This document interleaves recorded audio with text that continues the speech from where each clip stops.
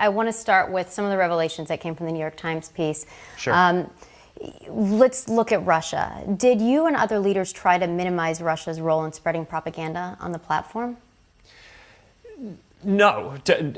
Look, here's what happened.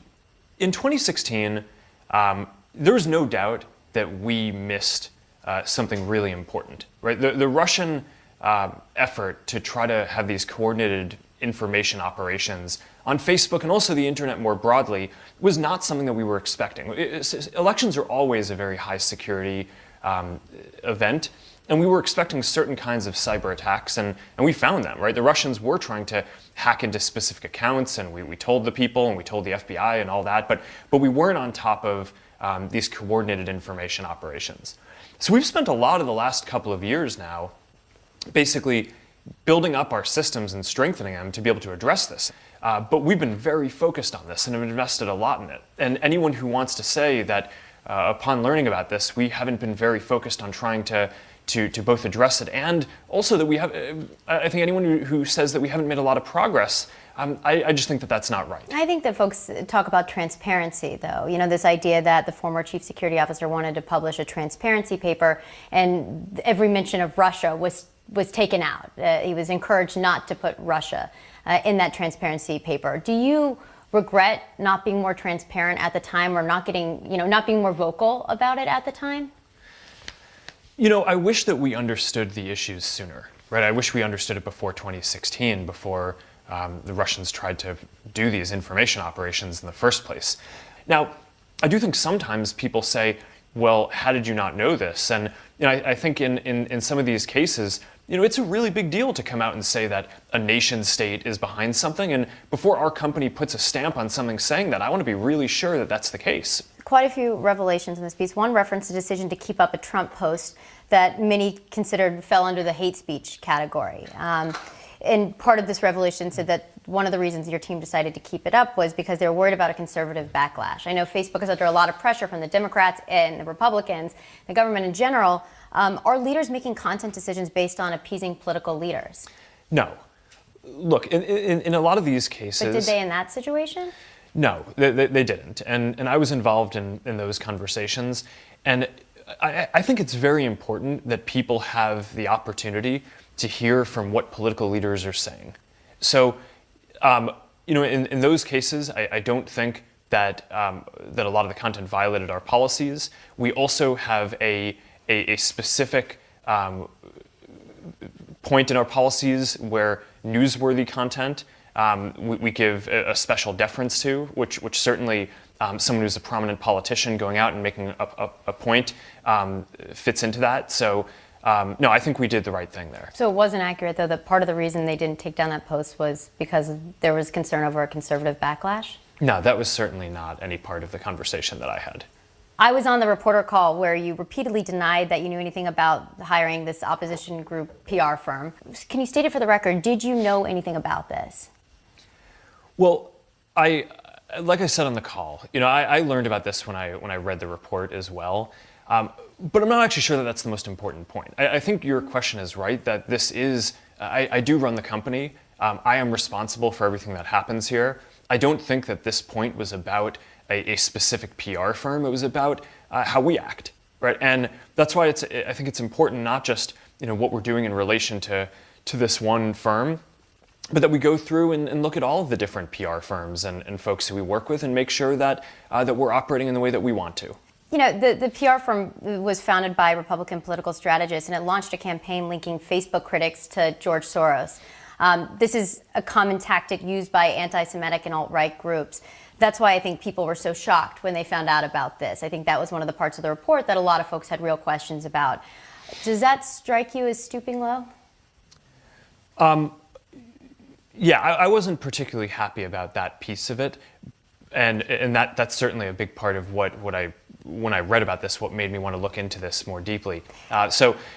The intention here was never to attack an individual. I mean, but in this particular scenario, launching, it's not common for tech companies to necessarily hire these types of firms.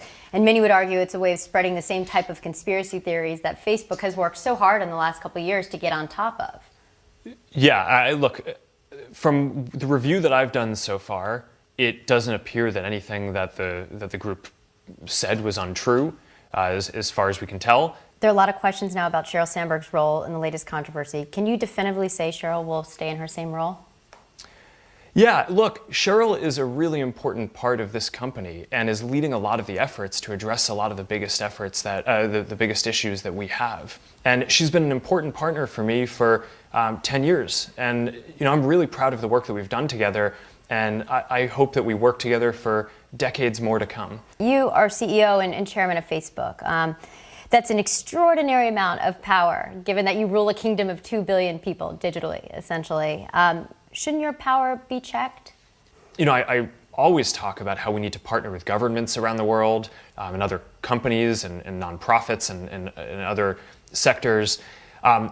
So yes, I don't think fundamentally that we're going to be able to address all of these issues by ourselves. So you are not stepping down as chairman? That's not the plan. That's not the plan. Would anything change that? I mean, like eventually over time. I mean, I'm not gonna be doing this forever, but I certainly I'm not currently thinking that makes sense. This idea of transparency is important, and we keep hearing it. But then you have these reports coming out that say something otherwise. So how do you ensure that you do win back public trust? I think this is an incredibly pivotal point for the company and for you as a leader, because it certainly seems over the last year we haven't stopped hearing about one thing after the next that shows otherwise, that the company hasn't been as transparent. Yeah, well, look, there are always going to be issues, but if you're serving a community of more than 2 billion people, there's going to be someone who is posting something that is problematic, that gets through the systems that we have in place, no matter how advanced the systems are. And I think by and large, a lot of the criticism around the biggest issues has been fair, but I do think that if we're going to be real, there is this bigger picture as well, which is that we have a different worldview than some of the folks who are covering this. But if we've given the world a voice, look at what's happened in the last year. You've had elections in the last years, elections manipulated, hate speech that's gone viral and turned offline. It certainly seems like this mission has been accomplished in many ways, and there's a whole new set of problems that perhaps you guys didn't foresee. And now we're in a very complicated place where there's not an easy solution. Yeah, these are complex issues that you can't fix. You manage them on an ongoing basis. Given what you know now, can Facebook effectively be a part of politics, and can you guarantee that you can control it? Well, I think it's a positive force because it gives more people a voice. But it's also given nation states a voice, too, in our democratic process. And that part needs to be managed really carefully. But you're confident that you guys can do that? With the right support from governments and partnerships and a ton of investment on an ongoing basis, I think we can stay ahead of these sophisticated threats. Lori, it's so interesting to hear him speak at length because we so rarely get that opportunity. Now, he told you he's not stepping down as chairman, as some have suggested, but I understand that they are putting some checks on the amount of power that he might yield.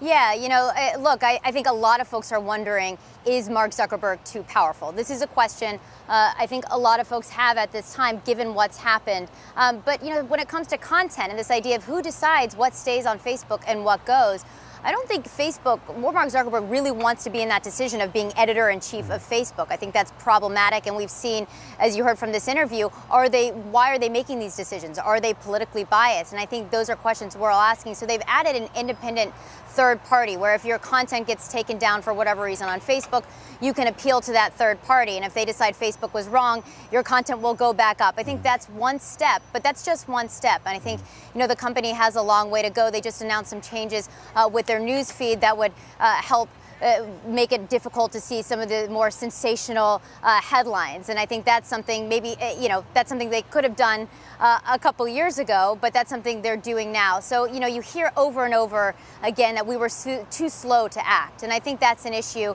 and that's something Mark Zuckerberg is trying to get on top of. I'm sitting here outside of Facebook's campus, outside of Facebook's walls, and inside you have all these posters, John, that have all these inspirational quotes about doing good in the world. And then on the outside, you have people really questioning the impact of that company. And I think that's something moving forward we're all going to be looking at very closely. Posters only go so far. Lori Siegel, a fascinating interview. Look forward to hearing much more of it. Lori's interview with Mark Zuckerberg is part of the launch of a new series called The Human Code, a weekly look at what's happening now in Silicon Valley and what the future may bring.